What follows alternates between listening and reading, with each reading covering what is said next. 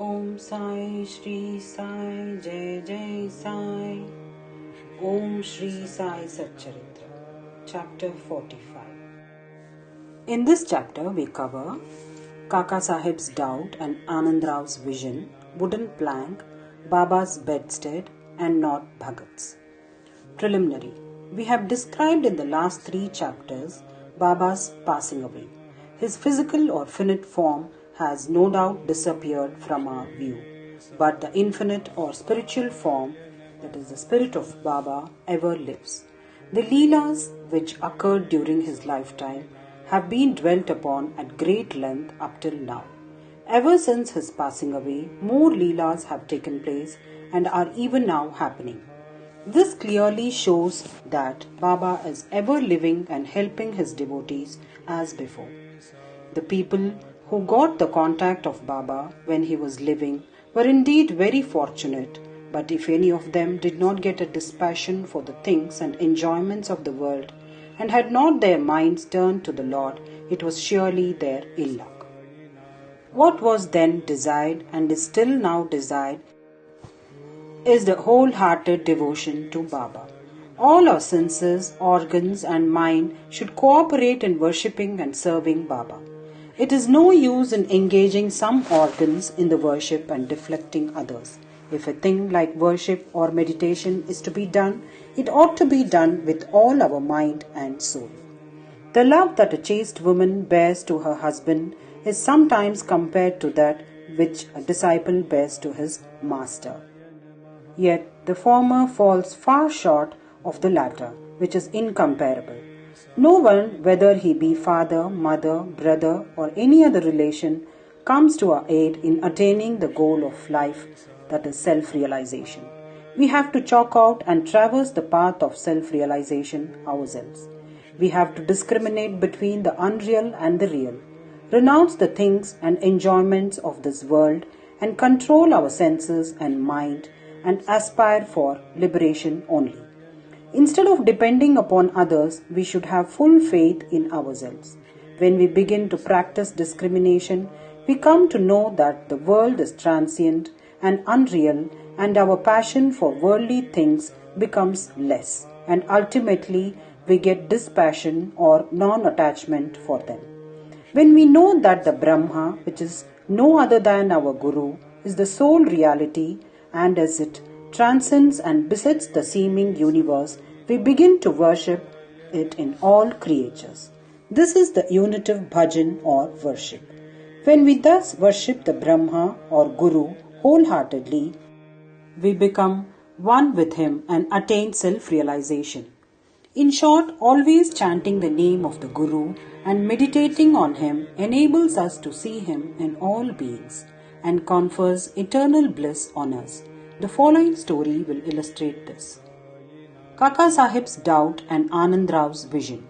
It is well known that Sai Baba had enjoined Kaka Sahib Dixit to read daily 2 works of Sri Eknath, Bhagavad and Bhavarta Ramayana. Kaka Sahib read these daily while Baba was living, and he followed the practice even after Baba's passing away. Once in Kaka Mahajani's house in Chowpatty, Mumbai, Kaka Sahib was reading Eknathi Bhagavad in the morning. Madhavrao Deshpande alias Shama and Kaka Mahajani were then present and listened attentively to the portion read. The second chapter, 11th skanda of the book.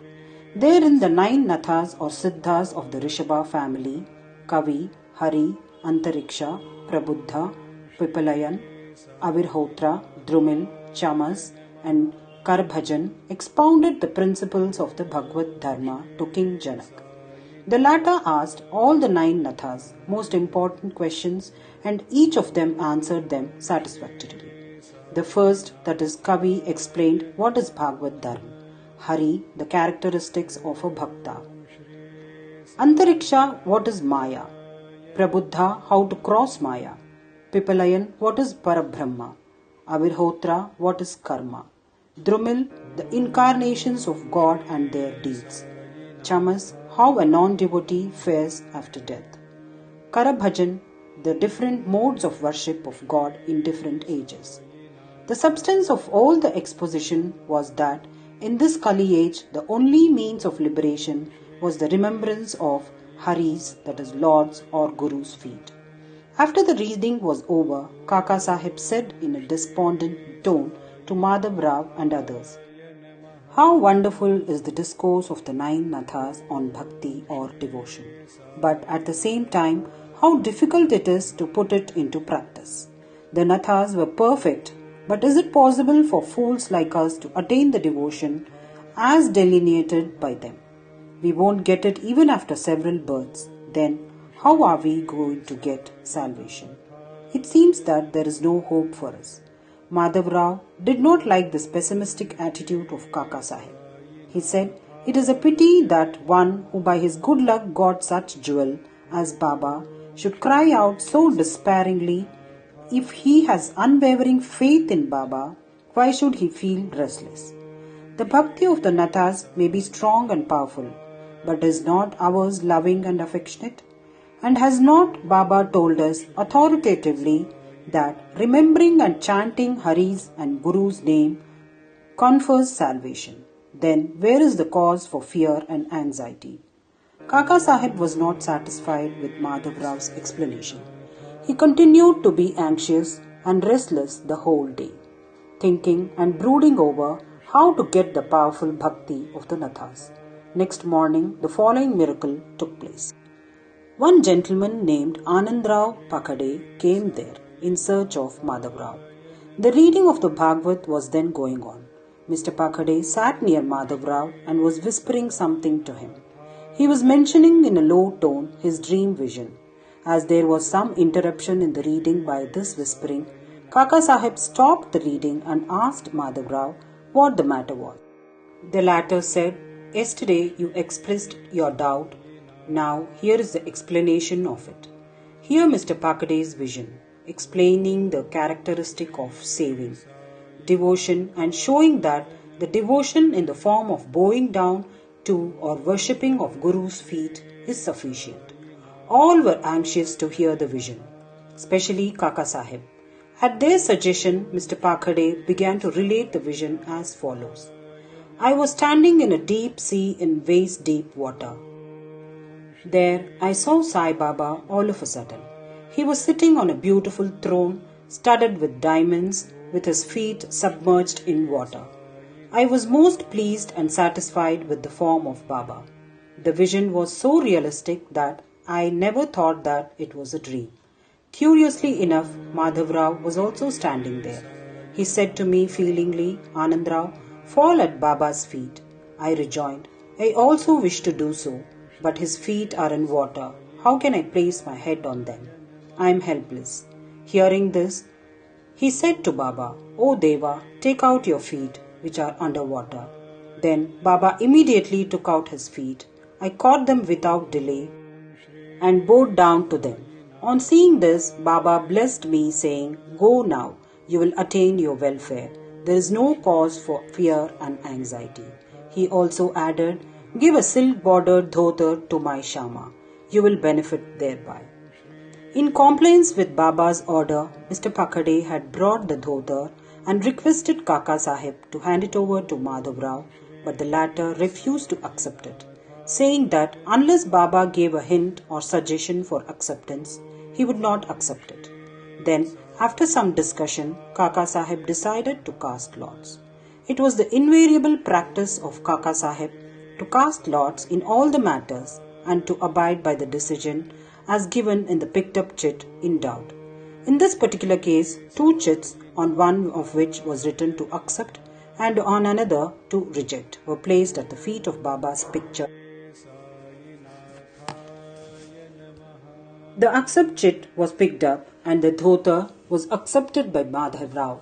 In this way, both Anand Rao and Madhav Rao were satisfied and Kaka Sahib's difficulty was solved. This story exhorts us to give respect to the words of other saints, but at the same time asks us to have full faith in our mother, that is the Guru, and abide by his instructions, for he knows our welfare better than any other person. Carve out on your heart the following words of Baba. There are innumerable saints in this world, but our Father, Guru is the father, real Guru. Others might say many good things, but we should never forget our Guru's words. In short, love your Guru wholeheartedly, surrender to him, prostrate yourselves before him reverentially, and then you will see that there is no sea of the mundane existence before you to cross. Wooden plank, Baba's bedstead, and not Bhagat's. In his earlier days, Baba slept on a wooden plank, 4 arms in length and only a span in breadth, with panatis, earthen lamps, burning at its 4 corners. Later on, he broke the plank into pieces and threw it away. Once, Baba was describing the greatness or importance of this plank to Kaka Sahib. On hearing this, the latter said to Baba, "If you still love the wooden plank, I will again suspend or hang up one in the masjid for you to sleep at ease." Baba replied, "I won't like to sleep up leaving Malsapati down on the ground." Then Kaka Sahib said, "I will provide another plank for Malsapati too." Baba said, "How can he sleep on the plank? It is not easy to sleep on the plank. He who can sleep with his eyes wide open can affect them. When I go to sleep, I often ask Malsapati to sit by my side, place his hand on my heart, and watch the chanting of the Lord's name there. And if he finds me sleepy, wake me up. He can't even do this. He himself gets drowsy and begins to nod his head. When I feel his hand heavy as a stone on my heart and cry out, 'O Bhagat,' he moves and opens his eyes. How can he who can't sit and sleep well on the ground and whose asana posture is not steady and who is slave to sleep can sleep high up on a plank?" On many other occasions, Baba said out of love for his devotees, "What is ours is with us and what is others is with them." Bow to Sri Sai, peace be to all. Om Sai Ram.